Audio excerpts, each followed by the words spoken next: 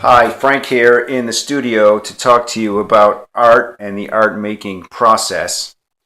I was going to talk about something else today, but I've had this topic come up in three different conversations over the past week, so I'm kind of taking it as a sign that this is what I'm supposed to talk about. And what that is I want to talk about the non visual aspects of visual arts. I'm a visual artist. I paint, I draw, I make pictures, visual images. And if you're watching this video, you're probably a visual artist too, or at least you have some interest in the visual arts. And one of the preconceptions that a lot of people have when it comes to visual arts is that we tend to make an overemphasis, and I certainly include myself here because I did this for a long time. We tend to overemphasize the visual aspects of what we do, especially concerning our subject. You know, there's this idea that, okay, I'm working with visual form, so if I have a subject that I want to make an image of, and I look at it, and if I can make my image look like the subject visually, capture its visual attributes, that somehow I'll be able to convey the essence of that subject to my audience, which on the surface seems to make a lot of sense. But the reality is that when we experience a subject and we have that burst of inspiration where we think or feel this would make a great subject for an image, the factors that come into play that create that experience are much more than the visual. They involve all of the senses, and not just the five primary senses that we often talk about: sight, sound, smell, taste, and touch, but some of the other senses that we have: memories, feelings, emotions. I mean, these are things that we feel whenever we have any kind of an experience. And so when we're looking at a subject, and this can be anything. It could be a landscape, it could be a figure, it could be a dog, it could be a bowl of fruit, it could be something from your imagination or from your memory. It could be a picture in a book. It could even be a photograph. Um, let's say it's an apple tree. You're looking at an apple tree and you say, wow, this would make a great subject for a painting or a photograph or a drawing or an etching or whatever. When you're having that experience, when you're looking at that tree, you're not just seeing the tree. You know, you're in an environment. There may be things there that you're seeing in addition to the tree that you're not aware of. There may be things there that you're not seeing, even though they're in plain sight because your attention is focused on the tree. There are sounds that you're hearing. There are smells. You can feel the air. You know, maybe there's moisture in the air, or maybe it's really dry. Maybe it's hot. Maybe there are insects around, or the birds chirping. Maybe there's traffic going by. And all of these senses that you're experiencing during this moment are going to conjure up emotions, feelings, memories, and that all comes into play. And so when you're standing in front of that tree and you're thinking, wow, this would make a great subject for a painting, the thing that you really feel would make a great subject for the painting isn't just what the tree looks like. It's the totality of that experience that you're having. And so if you endeavor to just copy the visual appearance of the tree, and I know a lot of people, visual artists who use photographs, and this is something that I never do. But a lot of people will see a subject that they think will make a great painting or drawing or whatever. They'll take a picture of it. They'll get their camera out. They'll take a picture of it. They'll take the photo back to the studio. I think, okay, I have a photo. I captured everything I need, which is obviously not true. But they think, okay, I captured everything I need from the subject. I got a really good picture of it. And now if I can just take that picture, that photograph, and translate it into a painting or a drawing, then I will have captured the essence of that subject and I'll be able to communicate that to my audience. But it takes a lot more than that to convey the essence of that experience that you're having when you're in front of your subject. We have to, as visual artists, try to find a way to use our form, whatever our materials and our tools and our techniques are, to capture the totality of that experience. And this is the magic of art making. This is what artists can do. We have at our disposal all of these tools: colors, shapes, textures, lines, scale, proportion, all of this vast vocabulary of visual form that we can use to make images. And we can utilize all of these aspects of the visual art making process to not just convey what the subject looks like, but to capture that experience that we had when we were in front of it. And these are things that are really important to think about when you're making your image. Okay, and certainly it takes a level of skill to be able to capture the visual aspects of your subject, to make a drawing or a painting that looks like the subject. But what about the smells that were in the air? What about the memories that conjured up? What about the sounds that you heard? How can you convey that with your materials? And these are really important aspects to consider as a visual artist. Composition is very important, because when we look at a subject, especially if we're outside, and I do a lot of drawings from the landscape. A lot of my inspiration comes from the landscape. And when I'm outside in the landscape, having an experience that I think will be a subject for an image, I'm surrounded by visual information, 360 degrees of it, overhead, all the way around me, and I'm experiencing the weather and the sounds and everything. And when I look at my subject, I'm filtering out a lot of information. Think about this. You can come upon a tree. Let's go back to the apple tree that I mentioned earlier. You're out for a walk on a trail, and you come around a corner, and there's this apple tree, and right away you think, wow, that's great. I'd like to make a painting of that. Okay, you had that experience in an instant. You saw that tree, and instantly you had this experience, and you thought, okay, there's a subject for a painting.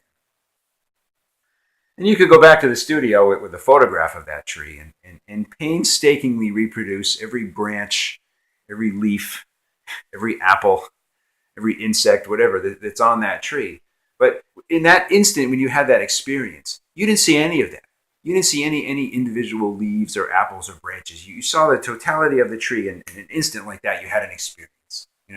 So what was that? What was that thing you saw right away in that first moment, that first instant that inspired you to want to make art out of it? And that's something you really want to think about capturing in your image. And as I said, there are things that you see and things that you don't see, and composition can be really important in conveying that to your audience. You want to really think about when I'm experiencing this subject. What are the things that are important to me? What is it that I'm seeing here that's allowing me to have this experience, that's creating this experience? And those are the things you want to put into your art, and the other things you want to leave out. When I was in college, there was this old derelict house that I used to drive by a lot, and I was captivated by it, and I really wanted to make a picture of it. It was set up on a little bit of a hill, and it was surrounded by trees, which had probably grown up in what had once been the yard that hadn't been tended to in decades, really. And this house was up on a hill, set back from the road, and surrounded by trees, and I would drive by and I think, that would make a great subject for a painting. And I did several drawings of the house, and I was thinking, if I could just, capture the essence of this house, I'll be able to convey this in my image. And I was able to render the house quite accurately. The perspective was all right, and the values were right, and the textures and everything. But I wasn't getting what I was looking for in the image. And my drawing teacher at the time was away on a sabbatical, and we communicated through letters. Yeah, it was a long time ago when people actually wrote letters. And I talked to her about this problem. I wrote about the problem that I was having, and she suggested that I really think about my composition. And what I eventually realized was that what was creating the experience I was having wasn't the house itself. It was the house set back from the road, surrounded by all of these trees. And what I was doing, the mistake that I was making in all of my attempts to try to capture the essence of this image, was I was focusing on the architecture. I was filling the composition with the house. And what I really needed to do was to make a drawing of the surrounding trees and the landscape between me and the house, and put the house way back in the composition, very small, surrounded by all of this other stuff. That was the experience that I was having. It was the house surrounded by this landscape, surrounded by all of these trees.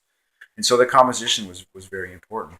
So when you're looking at a subject that you want to make a picture of, really think about, in addition to the actual object that I'm considering to be my subject, what else am I seeing, and what am I not seeing? And frame your picture, frame your art accordingly, so that you include the things that are important to that experience, and you leave out the things that are not. Color is another really important tool.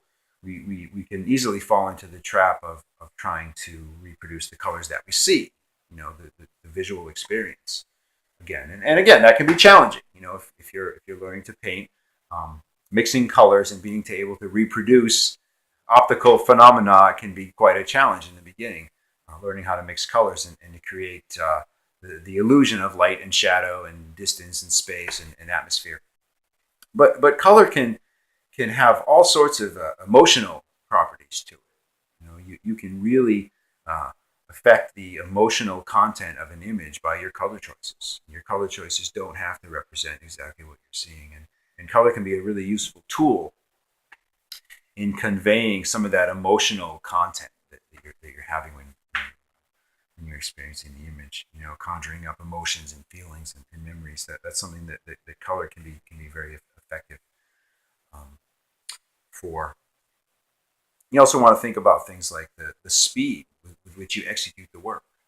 Is it going to be very carefully constructed and done very slowly and methodically with a lot of detail, or is creating the image in a much more energetic, loose, gestural kind of way going to be more effective in conveying the experience that I'm having?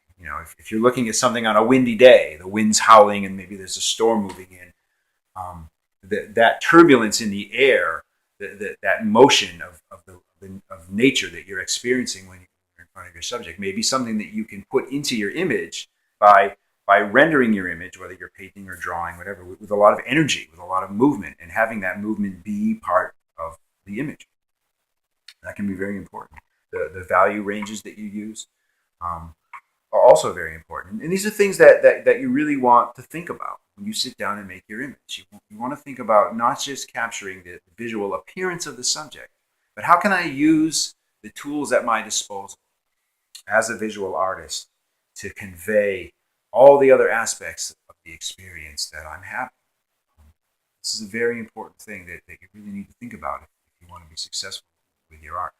An exercise that I give my students and that I do myself a lot, and it can be very effective, is to take a simple subject. It can be anything. It can be an apple or a coffee cup or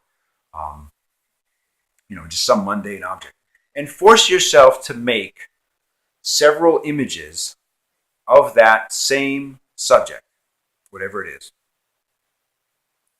and try to have each image convey a different kind of feeling, a different kind of atmosphere, a different kind of emotional content, in each image. And you can assign the image this emotional content beforehand. You can say, okay, I'm going to make this apple look happy, and I'm going to make another picture of the apple and have the picture feel angry. I'm going to do another picture of the apple and make it feel nervous, whatever. Or you can just try to make each one as different as from each other as possible.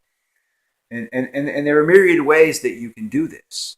You can change the composition. You can change the materials that you use. You can change the speed with which you execute the work. You can change the value range. You can change the colors. And doing this exercise forces you to think about all of the options that you have as an artist at your disposal.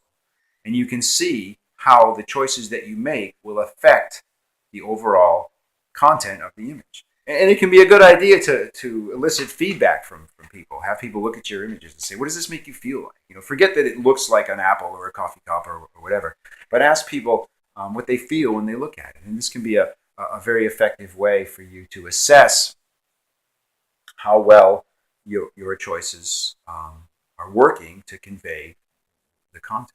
And you can certainly learn from this. So think about these non-visual aspects of art making and try to find ways to incorporate them into your work. That's all I had for today. So go to it. Go make some great art. And thanks for subscribing to my channel. And if you haven't done that already, please do. Thanks for taking the time to watch. And don't forget to have a great day. I'll talk to you soon. Bye.